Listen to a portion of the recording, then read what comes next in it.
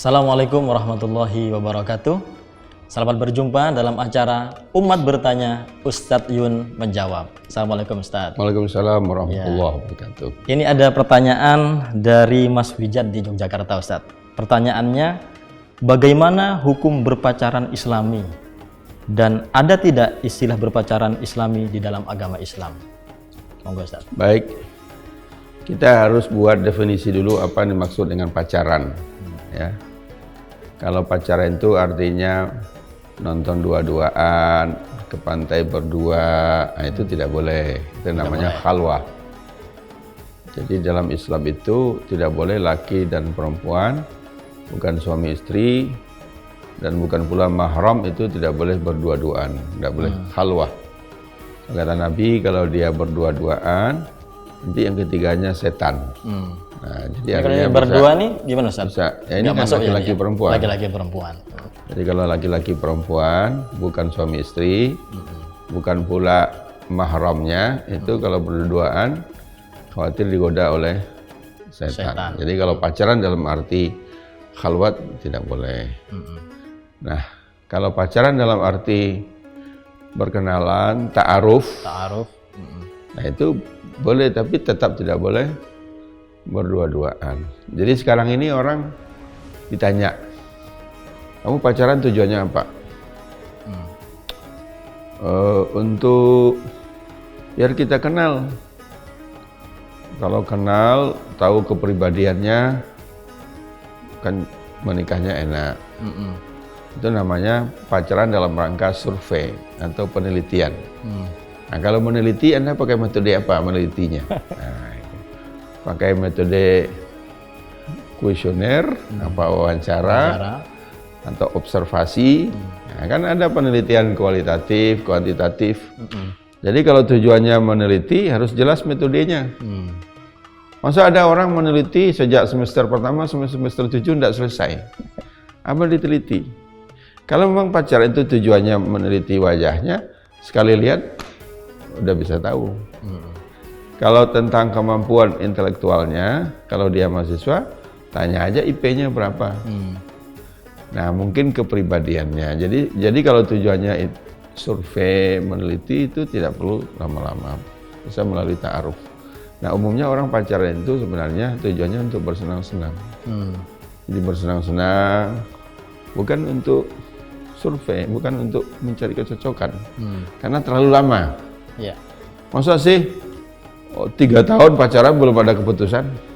Nah, gitu. Jadi Islam hanya membolehkan ta'aruf dalam rangka menemukan calon istri yang cocok. Nah, oleh sebab itu bagi Mas Wijat yang nanya, itu ada pedoman dari Nabi. Kalau memang niatnya ingin mau cari istri, kata Nabi, tunkahul mar'ah li arba'. Perempuan itu dinikah dengan 4 pertimbangan. 1, 5 liha, karena hartanya, mungkin dia kaya, atau anak orang kaya, lihasabiha, keturunannya, mungkin anaknya anak siapa, anak orang terhormat, terpandang. Ketiga, lijamaliha, kecantikannya. Baru yang keempat, lidiniha, karena agamanya. Kata Nabi, fazfar lidzatidin taribat yadak. Maka peganglah yang punya agama ini, maka engkau akan puas. Taribat itu dia kata turab. Jadi orang Arab itu kalau habis makan di padang pasir, dia puas, nah dia giniin tangannya dengan pasir, dia gini. Taribat, berdebu, berpasir tanganmu, itu artinya simbol puas. Nah, mungkin timbul pertanyaan selanjutnya. Kalau yang paling penting dinilai itu agamanya, kenapa yang disebut oleh Nabi bukan agama duluan, tapi harta dulu, harta, keturunan atau nasab, kemudian kecantikan. Nah, ini namanya hak. Sedangkan yang ketiga itu kewajiban. Kalau Bu Hamka mengistilahkan dengan teori 1000. Jadi agama itu 1 nilainya. Nilainya 1. Kalau di belakang K1 ada 0, jadi 10. Tambah 1 lagi 100, tambah 1 lagi 1000. Jadi kalau dapat seorang muslimah yang taat, yang salehah, sudah dapat nilai 1. cantik 10, kaya 100, keturunan orang terpandang 1000. Silakan tambah. Tapi kalau tidak ada angka satunya, 0 saja semuanya, tidak ada nilainya. Jadi yang paling penting itu kalau memang ada niat untuk mencari istri, ta'aruflah dengan menggunakan 4 kriteria itu. Bukan pacaran dalam arti bersenang-senang, berdua-duaan, itu nanti bisa digoda oleh syaitan, terjerumus ke dalam perzinaan. Ya, jadi pacaran diperbolehkan itu yang memang niatnya memang untuk segera menikah, Ustadz ya? Ya, istilahnya kalau sekarang di kalangan anak-anak muda lebih populer istilah ta'aruf. Ta'aruf. Bukan pacaran, tapi kalau mau pakai pacaran bolehlah pacaran yang islami, pacaran yang syar'i, yang sesuai dengan syariat Islam. Ya, ya, mudah-mudahan Mas Wijat bisa menangkap ya apa yang disampaikan oleh Ustadz Yun, bahwa berpacaran konteksnya untuk bersenang-senang itu jelas tidak boleh, tapi kalau untuk mengenal satu sama lain dan memang tujuannya untuk menikah, insya Allah itu boleh Ustadz. Ya, baik. Itu pertanyaan pertama. Kemudian kita masuk kepada pertanyaan kedua dari Mbak Elma di Sleman ini. Pertanyaan begini Ustadz. Assalamualaikum Ustadz. Saya ingin bertanya apakah saya berdosa jika mencontek maupun memberikan contekan di kelas? Mestinya mungkin pas ujian Ustadz. Ya. Jadi kita itu memang harus selalu jujur. Ya. As-sidqu. Nabi mengatakan alaikum bisidqi, hendaklah kamu jujur. Karena kejujuran itu mengantar kepada kebaikan. Dan kebaikan itu mendatangkan pahala, nanti ujungnya bisa masuk surga. Iyakum wal kadhib, jangan berbohong. Karena kebohongan itu mengantarkan kepada dosa, dosa mengantar kepada neraka. Jadi kalau ujian itu harus dikerjakan sendiri. Tidak boleh nyontek dan tidak boleh juga memberi contekan. Nah, kalau tidak jujur itu adalah perbuatan dosa. Menolong orang untuk tidak jujur berarti kerjasama di dalam berbuat dosa. Pada kerjasama dalam Islam hanya boleh untuk kebaikan. Wa ta'awanu alal birri wa taqwa wa la ta'awanu alal itsmi wal udwan. Nah, gitu. Jadi memang harus dibiasakan sejak awal. Jadi ada untungnya orang kalau tidak ada niat untuk nyontek, tidak ada niat untuk berbuat curang dalam ujian, dia akan maksimal mempersiapkan diri. Ya kan, kalau kuliah nggak sulit. Apa sulitnya? Pertama, silabinya jelas. Dosen akan memberitahu ini silabi akan kita pelajari. Ini buku-buku yang akan kita pelajari. Nanti pertanyaan juga dari situ. Nah, kalau dia baca buku, bisa memahami, ikut kuliah, insya Allah pertanyaan apapun juga akan bisa dia jawab. Kecuali nggak datang kuliah, nggak baca buku, nah terus nggak belajar, ya bagaimana bisa lulus? Nah, disitulah kemudian muncul harapan lulus dengan nyontek. Dengan cara yang curang Ustaz ya? Dengan cara yang curang. Jadi kalau waktu sekolah dia biasa nyontek, kuliah nyontek, nanti kalau jadi pejabat korupsi dia. Jadi koruptor itu. Karena kebiasaan waktu sekolah dan kuliah. Jangan-jangan koruptor sekarang dulunya nyontek-nyontek semua itu dulu.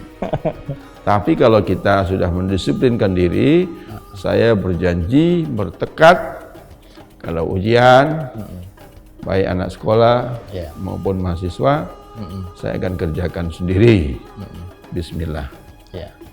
Saya pantangkan untuk nanya, lihat catatan, dan saya juga tidak akan membantu siapapun. Nah, itu harus ditanamkan dalam Ustaz ya. Kalau ditanamkan dalam diri kita, maka mau tidak mau kita harus belajar, harus mempersiapkan diri. Jadi orang yang berniat nyontek biasanya malas belajar.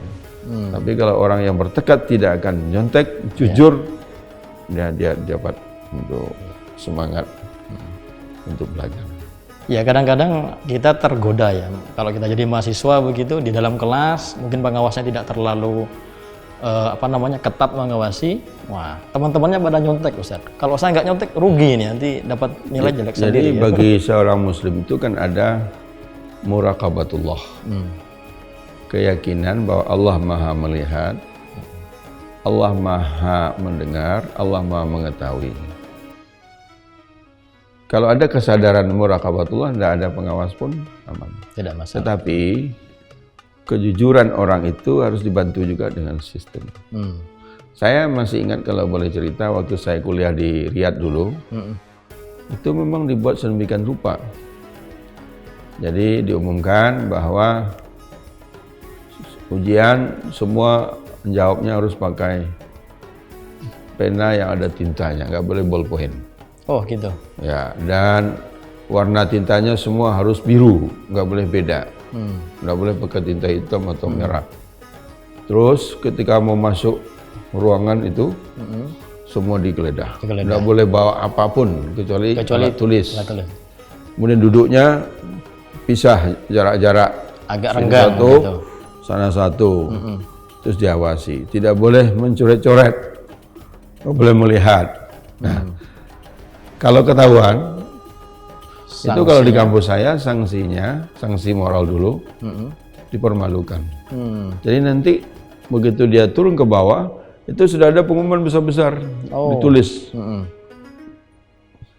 Telah tertangkap mahasiswa nama ini dari bangsa ini. Waduh. Mau lihat catatan ujian ini pada jam sekian. Itu semua orang lewat baca. Kalau di Madinah pakai speaker, pakai diumumkan. Sedang ujian itu ketangkap langsung diumumkan. Siaran. Perhatian, telah tertangkap seorang mahasiswa dari Indonesia. Kan malu tuh. Iya, OTT saja, operasi tangkap tangan. Operasi tangkap tangan. Jadi betul-betul nggak boleh kemana. Kami ujian itu ke toilet saja dicurigai. Nggak tangan. Bapak mau toilet, diantar. Ditunggu di luar. Iya. Artinya memang sistemnya pun mendukung Ustaz ya. Dan dosen pun tidak boleh tahu nama mahasiswa. Jadi kita jawabnya itu bukan di kertas di buku tulis. Oh iya. Nanti nama, nomor di ujung itu ditulis, terus dilipat, dilem. Nah, jadi begitu dosen memeriksa, dia nggak tahu ini punya siapa. Jadi warna tintanya sama. Nah, nanti setelah ada nilai dari dosen, itu di fakultas diserahkan ke satu tim sendiri untuk membaca dan menilai. Pantas nggak nilai ini? Kalau dianggap kurang pantas, akan dipersoalkan kepada dosennya. Kenapa kok jawabannya begini, Anda kasih nilai yang gitu. Jadi betul-betul sistemnya dibangun. Kejujuran dibantu oleh sistem. Kalau dua-duanya tidak ada, ya misalkan kejujuran nggak diajarkan muraqabatullah. Terus pengawasan dosennya ngawasi duduk depan sambil baca-baca buku gini terus sambil tidur, ya sudah dua-duanya enggak. Paling kurang salah satu, dan akan lebih baik kalau dua-duanya. Jadi kejujuran dan juga didukung oleh sistem yang mendukung pada kejujuran di dalam mengerjakan soal. Jadi begitu Mbak Elma. Jadi mencontek bagaimanapun tidak boleh, karena itu perilaku tidak jujur dan itu akan membuat mahasiswa atau kita akan terbiasa dan nanti suatu saat mungkin jadi pejabat akan berlaku tidak jujur juga. Sebaliknya kalau kita jujur, mantap dalam hati kita, insya Allah akan. Dan tidak boleh juga membantu orang. Dan tidak boleh juga membantu orang lain, memberikan contekan dan sebagainya. Baik, mungkin itu Ustaz untuk pertanyaan dua pertanyaan kali ini. Sekali lagi semoga bermanfaat. Sampai jumpa lagi dalam program Umat Bertanya, Ustadz Yun Menjawab. Assalamualaikum warahmatullahi wabarakatuh.